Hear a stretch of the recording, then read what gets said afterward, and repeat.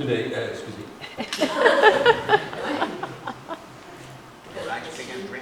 I gotta speak French, OK. Non, des fois, hein, on apprécie beaucoup les prédicateurs étrangers.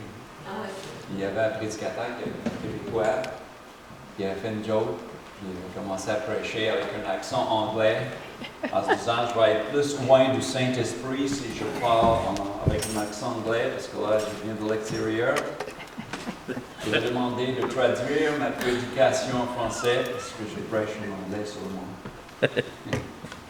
Vous savez, on n'est pas obligé de l'extérieur pour être loin du Saint-Esprit. Hein?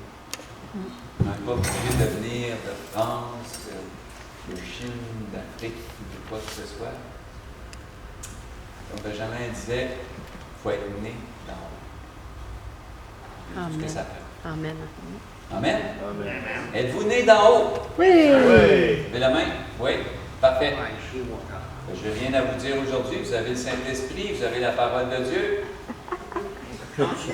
Hey, non, hein, on a des choses à se dire. Mais là, matin, là, je veux faire quelque chose avec ça. Là, ce message-là, ça c'est l'autre. OK. On va amener des vieux messages quand même.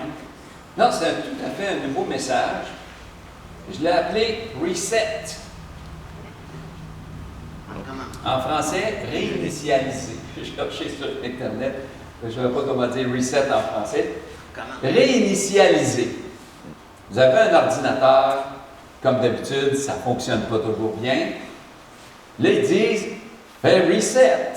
N'importe quoi, un air climatisé, une télévision, une vidéo, on n'a plus beaucoup de vidéos maintenant, là, les lecteurs VHS et tout ça. Reset. Pourquoi? Parce que des fois, ça vaut la peine de repartir à zéro. C'est pas facile construire, hein? C'est pas facile rénover. Vous en savez quelque chose dans le bâtiment dans lequel on est. Et nous, on a quitté une maison qui avait plus de 100 ans. Donc, quand on venait pour rénover, on ouvrait un mur, mettons, bien là, il n'y avait pas de 2 par 4. C'était un 4 par 8. Il était fait de même. Écarré à la hache, planté avec des clous carrés faits à la main. Quelque chose, là. Alors, je me rappelle, au 2e étage, j'avais installé une douche.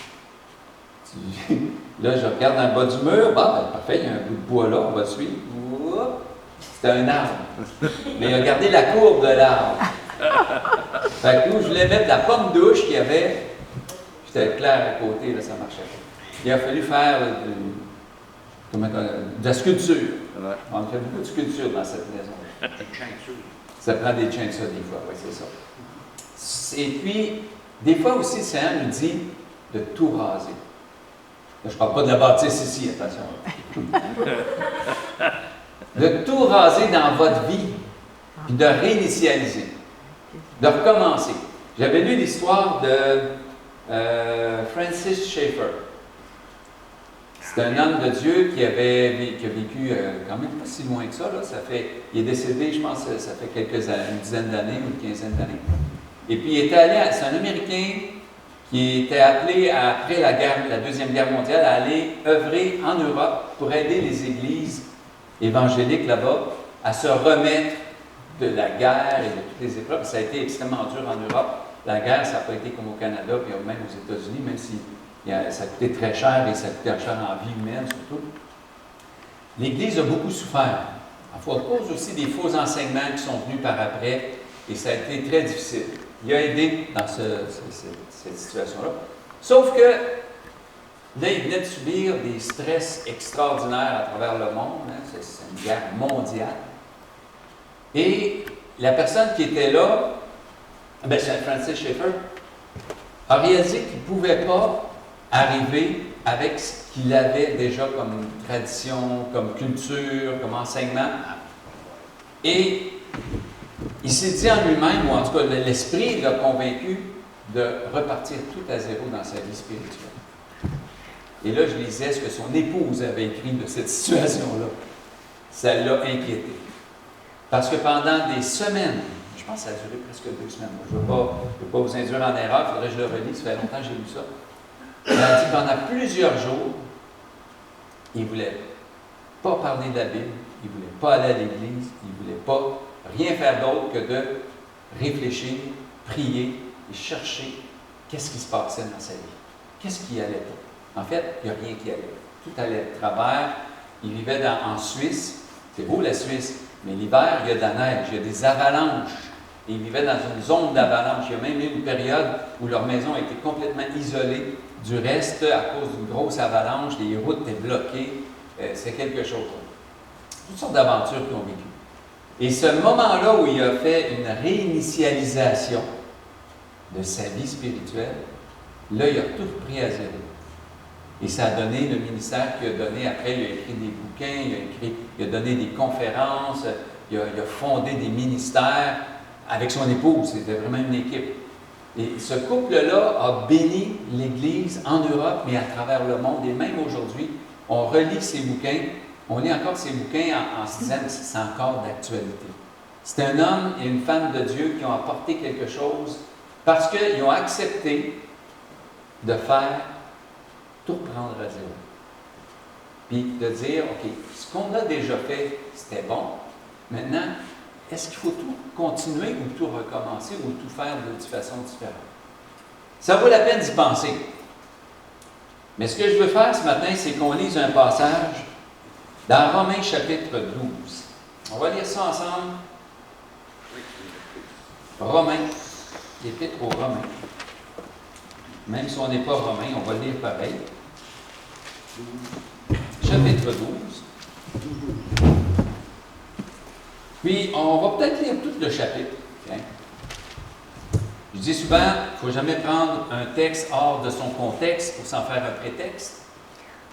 Et c'est ça, hein, c'est important. Si tu prends une phrase que dit une personne et tu la reprends dans un autre contexte, tu viens d'inventer de quoi, tu viens de dire de quoi qui n'est pas vrai, il faut faire vraiment attention. Nos paroles, un coup qu'elles sont parties, elles s'envolent et peuvent faire beaucoup de destruction.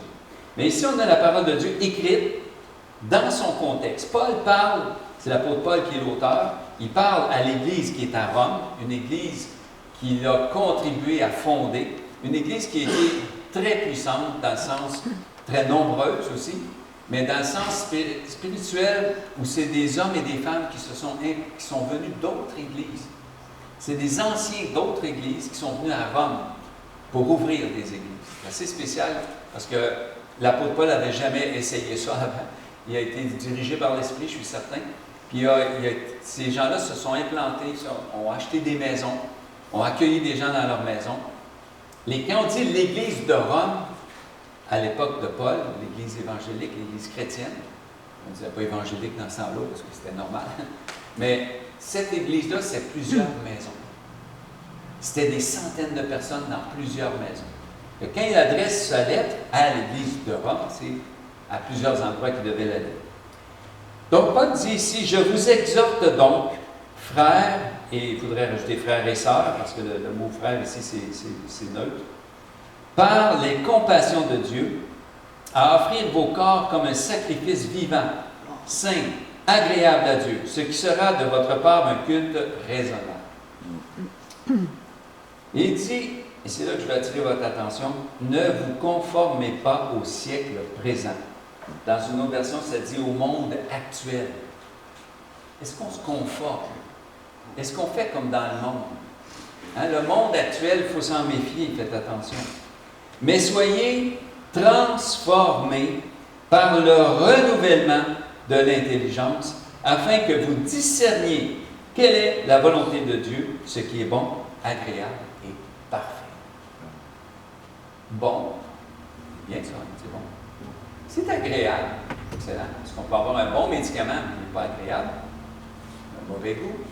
Là, c'est agréable et c'est même parfait. Mais de quoi qu'on parle? D'être transformé par le renouvellement de l'intelligence. Des fois, on pense, c'est naître de nouveau. Oui, ça commence par là. Mais ça continue aussi. Renouveler son intelligence, ça veut dire être ouvert à l'Esprit de Dieu. On a parlé souvent dans le psaume 23, on a entendu plusieurs enseignements aussi ailleurs. Si on n'est pas ouvert à l'Esprit de Dieu, puis on travaille, bon, moi là, Seigneur, tu m'as dit ça, puis je le fais. Et si en cours de route, Dieu te dit, attends un peu, tourne à droite, Non, tu m'as dit d'aller là. Oui, mais je t'ai dit, tu t'en vas dans cette direction-là, tu as fait un bout de chemin, maintenant tourne à droite. Oui, mais c'est pas ça que je pensais, Seigneur. Il ne veut pas savoir ce que tu penses, Seigneur. Il veut savoir où tu en es avec ta relation avec lui. S'il te dit tourne à droite, ben tourne à droite. Même si des fois, ça ne nous semble pas tout à fait adéquat. Ce serait mieux d'autres choses dans notre raisonnement. Mais attention, notre raisonnement, là, c'est tout petit, hein? On ne voit rien. On ne voit rien. On n'entend presque rien. Et ça, vous pouvez lire et écouter des vidéos, des documentaires sur la vie animale et tout ça. C'est incroyable, tout ce qu'on ne voit pas. L'abeille, là, qui va sur la petite fleur jaune butinée, là, c'est les rayons ultraviolets qu'elle détecte. Il y a des fleurs, ils ont quasiment une piste d'atterrissage en ultraviolet sur les pétales. Les insectes les voient. Ils voient, eux autres, des choses qu'on ne voit pas. Ils entendent des choses qu'on n'entend pas. Les oiseaux ont des fréquences sonores extrêmement élevées que nous, on n'est même pas capable de percevoir. Tu sais, on entend un petit oiseau pip, pip, pip, pip, pip. Il est fatigant avec son pip, pip, pip, pip, pip. Mais si tu décomposes ça, tu vas chercher les fréquences que l'oiseau utilise. Wow! C'est pas juste pit, pit, pit, pit, pit. Il y a plein de petites variations qui expriment à travers ça, qui changent. On ne les entend pas. On se dit, comment est-ce qu'ils font pour se comprendre? C'est comme les personnages de Je s'appelle Groot, là, qui me fait tellement rire. Il dit, en tout cas, le personnage de film de Marvel, je pense. C'est comme un arbre qui dit toujours la même chose. Je s'appelle Groot. Puis là, vous dites, c'est son nom, il s'appelle Groot. Il ne parle pas. Il dit tout le temps. Les autres le comprennent.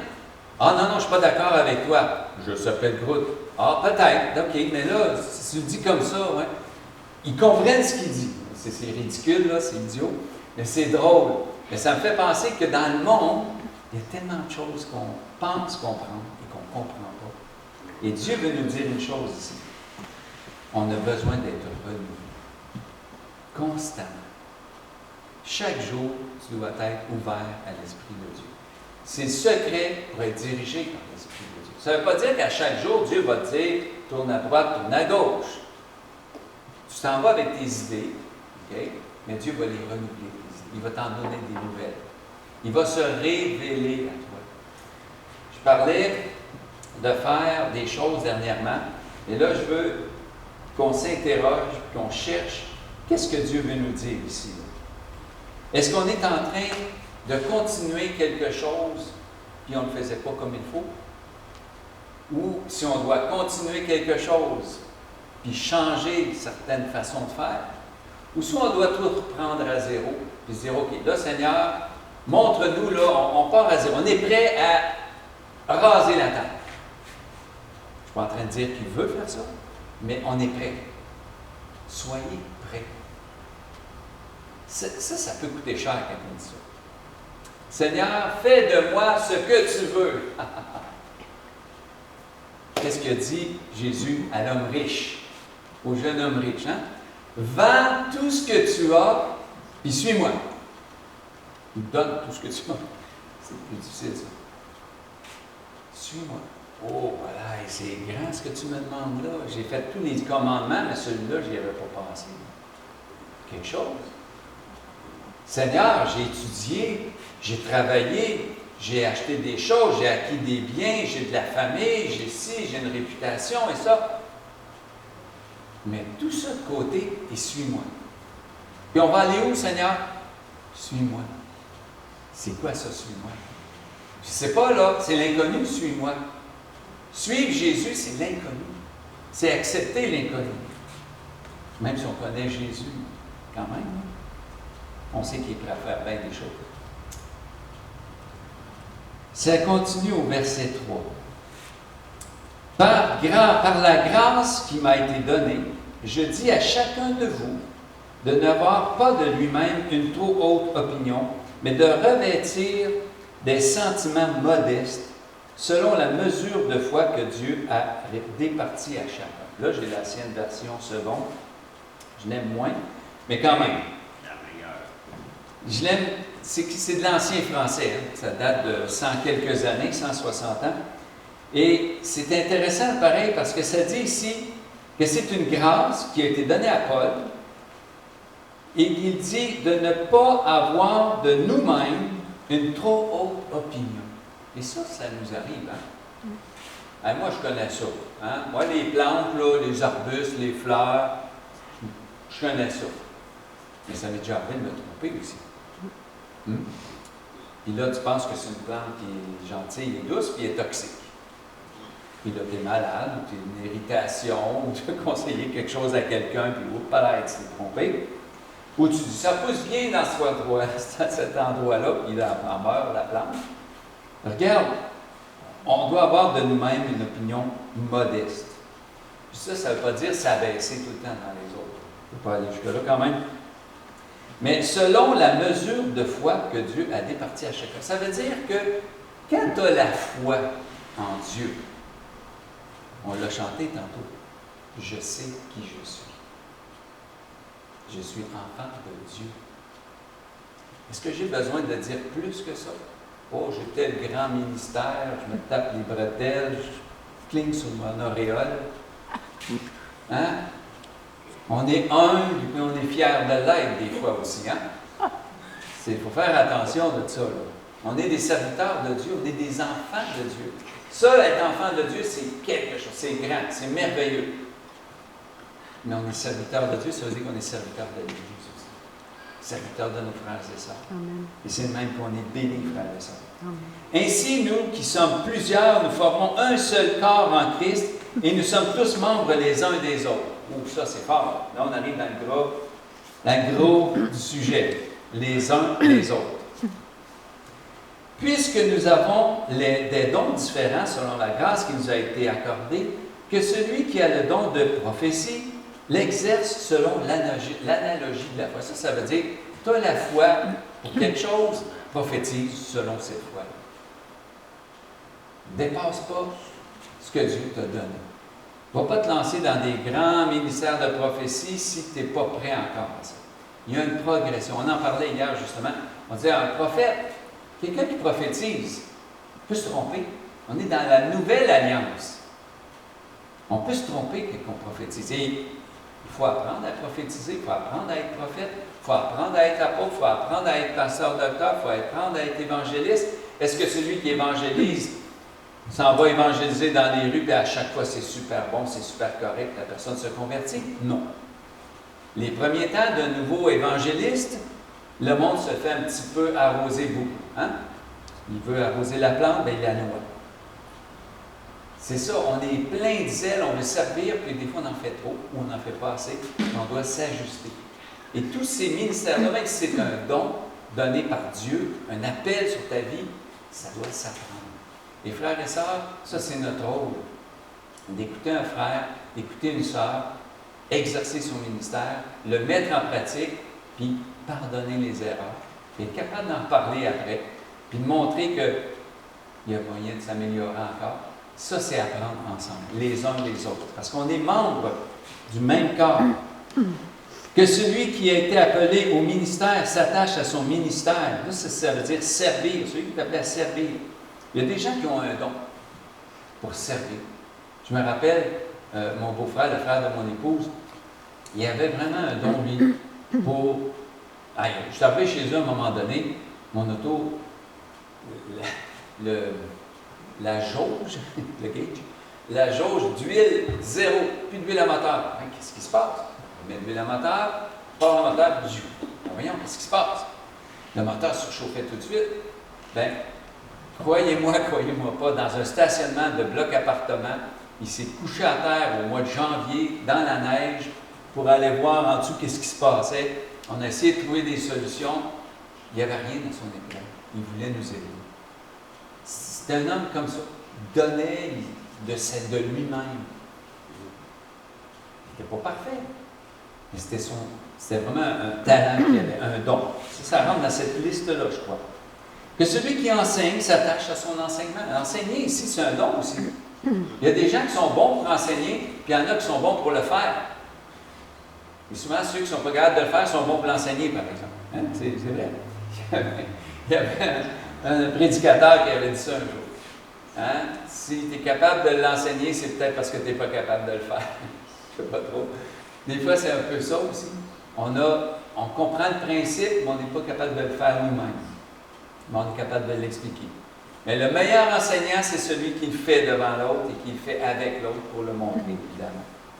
Que celui qui exhorte à l'exhortation. Donc, si tu es capable d'encourager, attache-toi à ton exhortation, ton encouragement. C'est pas facile d'encourager les autres. Si tu encourages les autres, qui va t'encourager, toi? Hein?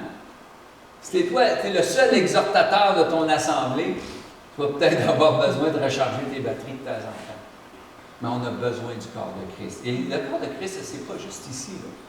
Ce n'est pas juste dans son assemblée locale. Ce n'est pas juste dans notre petite réunion. Le corps de Christ, c'est grand. Je crois que le corps de Christ, c'est l'Église de Christ avec un grand E qu'on voit partout. Quand Paul nous exhorte ici, il est mort, ça fait longtemps, Paul est au ciel, ça fait longtemps, il nous exhorte encore. C'est le corps de Christ. Paul, c'est un membre du corps de Christ qui nous exhorte, qui nous encourage. Que celui qui donne le fasse avec libéralité. C'est un don, ça. Donateur. Il y a des gens, là, qui ont un don pour donner. Ils vont donner des choses, vont donner de l'argent, ils vont donner de toutes sortes de façons. Puis Dieu va regarder leur coffre de toutes sortes de façons aussi. Je ne suis pas en train de vous dire, bon, je vais faire un test, je vais tout donner, voir si ça va tout remplir le lendemain. Non. Si Dieu vous le met à cœur, vous m'appellerez, parce que je sois sur votre liste, mais c'est un don, ça s'apprend. Et ça s'apprend, oui, mais c'est plus fort que la personne. La personne a cette facilité-là. Puis on en a connu des gens comme ça aussi. Mais ça doit être fait avec libéralité. Qu'est-ce que ça veut dire? Ça veut dire que tu donnes avec joie. Et non pas avec obligation. C'est pas, ah Seigneur, tu m'appelles à donner. Ah, OK, je vais le faire, tu me le demandes. Pas le choix, hein? C'est pas ça. Libéralité, ça te fait du bien de donner. Que celui qui préside le fasse avec zèle. Et ça va être important dans les prochains mois, parce que Dieu nous appelle à présider. Ici, on n'est pas nombreux. On pourrait dire qu'on serait quasiment tous des anciens, dans un certain sens. Hein? On a tous un don, on a un appel, on a une façon de servir Dieu. Puis, Dieu va nous appeler, parce que c'est souvent comme ça qu'il travaille. Utiliser les gens d'une assemblée qui ont de l'expérience pour aider les autres qui apprennent, qui se convertissent. Moi, je prie pour qu'il y ait des conversions. Je ne sais pas vous autres, là. Hein? Ce serait une bonne idée, hein? Je pense que vous priez en même. Mais ces conversions-là, là, c'est des gens. C'est des gens qui vont arriver avec leurs problèmes, leurs dons et leurs problèmes. Merci pour les dons, Seigneur. Merci aussi pour les problèmes. Parce que pas avec les problèmes, on exerce nos dons. C'est à travers les difficultés, les épreuves que Dieu va utiliser nos dons. Que celui qui préside le fasse avec zèle. Ayez de l'énergie, ayez le désir de le faire pour le Seigneur. Présider. Présider, ça veut dire ça. On va te demander, regarde, toi tu t'occupes de telle ou telle chose.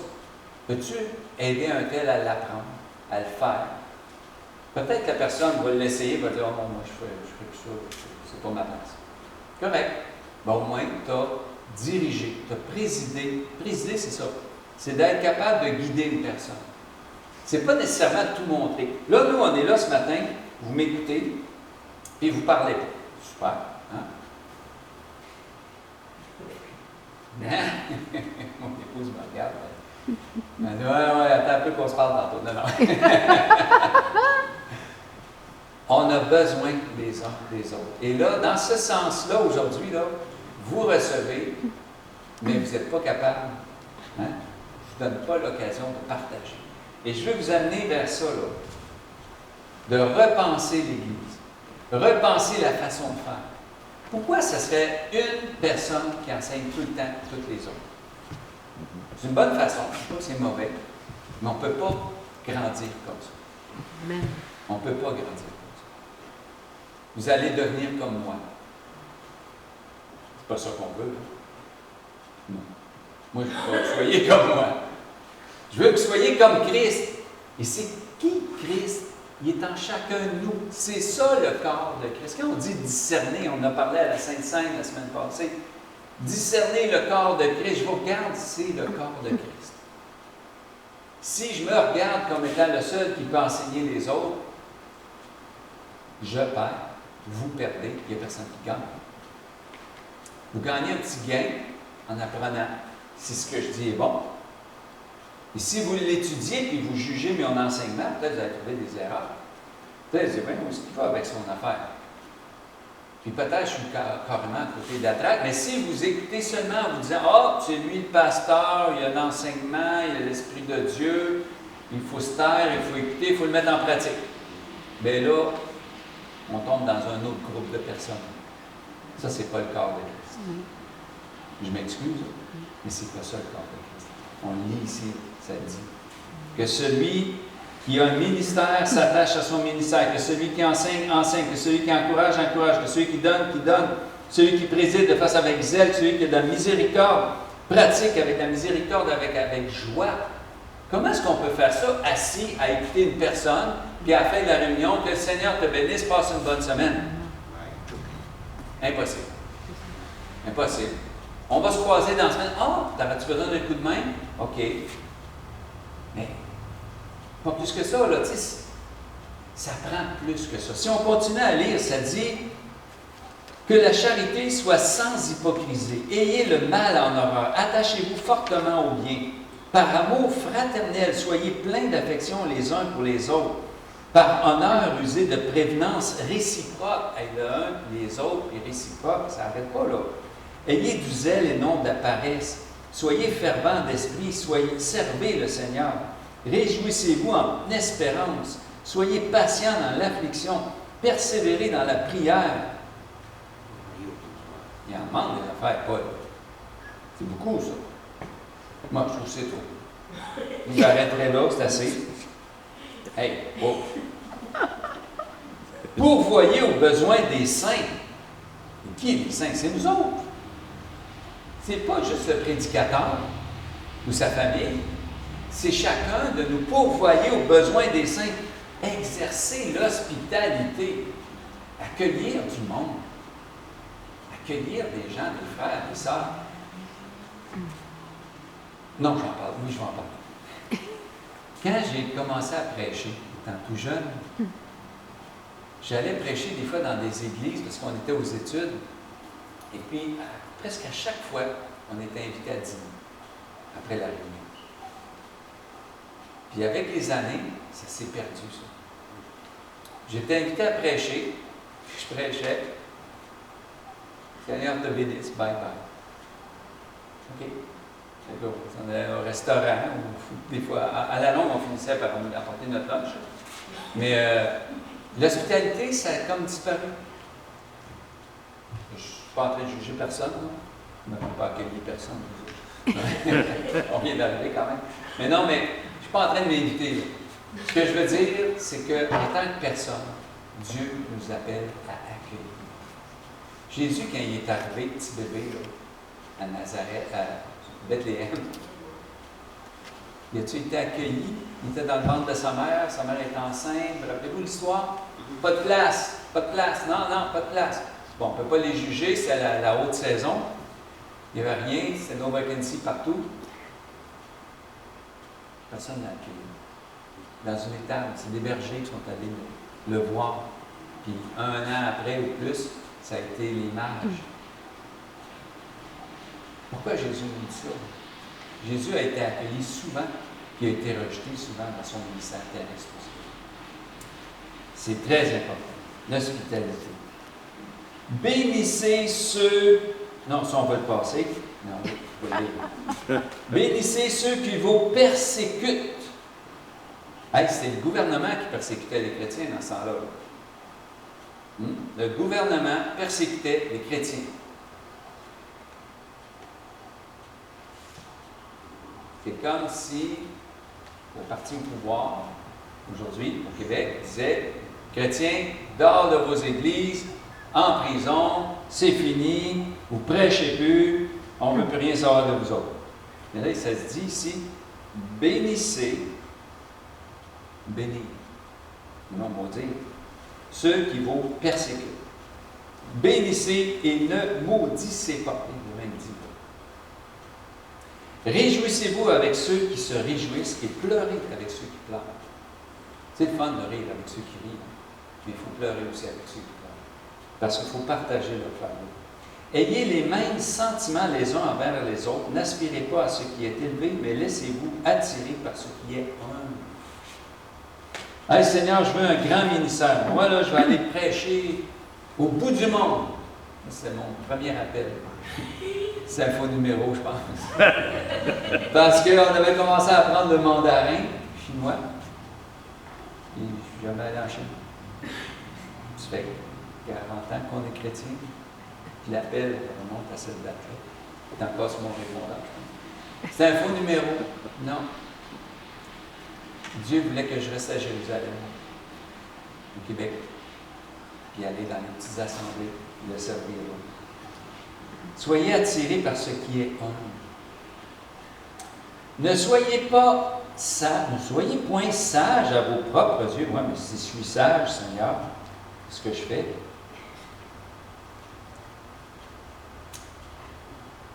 Il ne faut pas se voir comme étant sage. Là, ça, c'est pas facile quand tu prêches devant un groupe qui t'écoute comme vous m'écoutez ce matin. Ça, c'est facile de tomber dans le piège. Hey, je suis bon, c'est tellement. Hey, la semaine passée, l'Église m'a applaudi après mon message. Hey, là, il a fallu que vraiment je prie parce que je m'enorgueillissais, c'était épouvantable. Je vous le dis, là. Je vous le dis, j'ai préparé ce message-là en pensant à ça la semaine passée. C'est quelque chose. Vous ne savez pas ce que ça peut faire. Vous allez venir en avant à un moment donné, vous allez faire des choses, puis les gens vont vous applaudir. Ça fait du bien, mais il faut faire attention. Il faut être attiré par ce qui est humble. Puis il faut se dire aussi, je suis certain que c'était ça votre intention, vous applaudissiez le message qui vous bénissait. Celui qui vous a envoyé le message à travers moi. Là. Hein? Ben oui. Quand on boit de l'eau, on ne remercie pas le tuyau. Hein? Merci, tuyau de plomberie, pour l'eau que je bois. Oh, merci le Seigneur qui nous a donné. Merci. Hein? Le bon tuyau, regardez-moi. Ben, c'est ça. On est juste le tuyau. On est juste le tuyau pour bénir. On amène la bénédiction. C'est comme ça qu'il faut dire. Pas s'enorgueillir.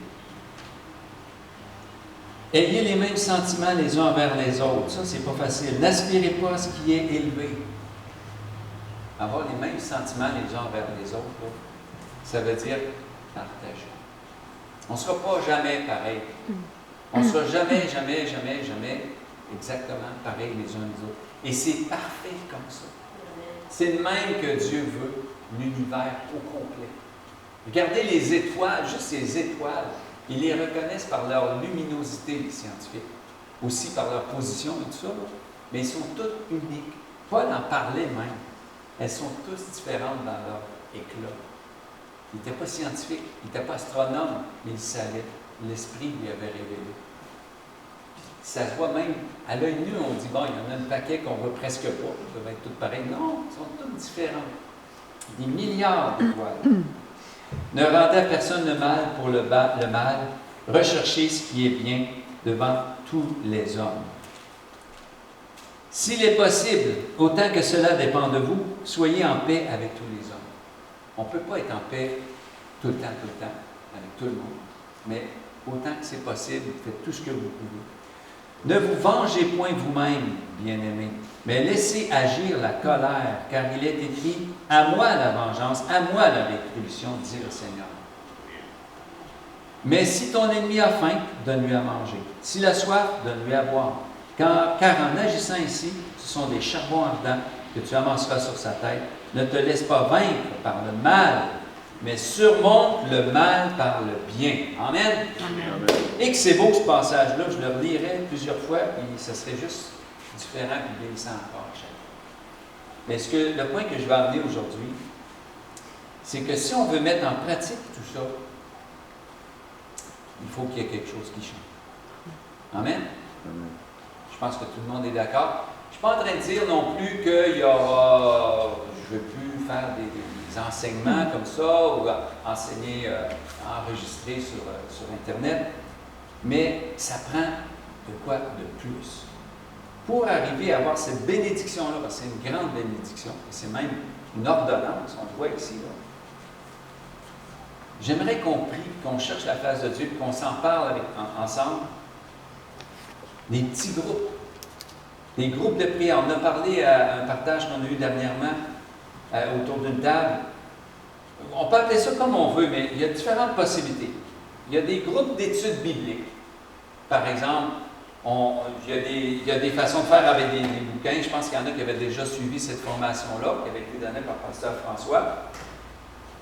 Il y en existe plein. J'avais déjà donné le chemin l'homme sur le chemin d'Emmaüs. J'en ai aussi dans mes livres, dans des boîtes. Sur toutes sortes de façons d'aborder la parole de Dieu, puis qu'on peut lire séparément, puis après ça, amener ça et partager. On peut y aller aussi avec des groupes de prière. Là, on axe plus sur la prière. Mais qu'est-ce que Paul parle ici? Je pense que c'est une réunion régulière. Quelque chose qui revient régulièrement, puis qu'on peut partager à chaque fois.